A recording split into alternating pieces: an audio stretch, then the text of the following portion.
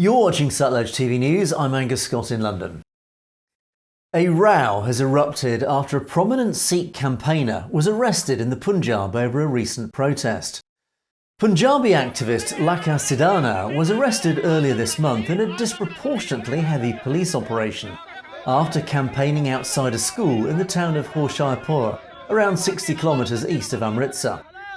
The school, widely known to be operated by the right-wing nationalist Hindu organisation, the RSS, had been accused by the Sikh community of intentionally indoctrinating Punjabi children with an extreme anti-Sikh agenda.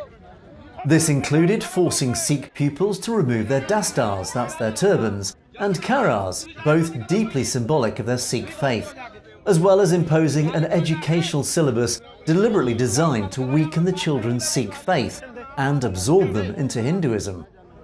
The accusations also included pupils being forbidden to speak in Punjabi and forcing non-Hindu pupils to endure Hindi and Hindu prayers in morning assembly.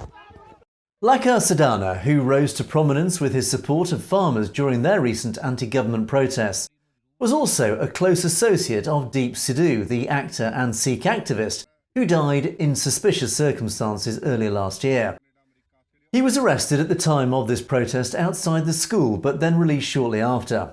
As a result, many local leaders have raised concerns that the arrest was a deliberate attempt to further intimidate into silence other campaigners against increasing Hindu nationalism.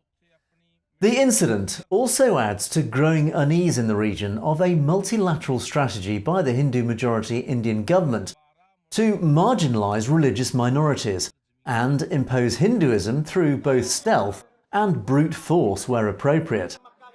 Tactics that include indoctrination of the next generation in their school education through to efforts to have Hindi as the primary language of India have been called out by campaigners as attempts to deliberately weaken the cultural identities of minority communities, like Sikhs and Muslims.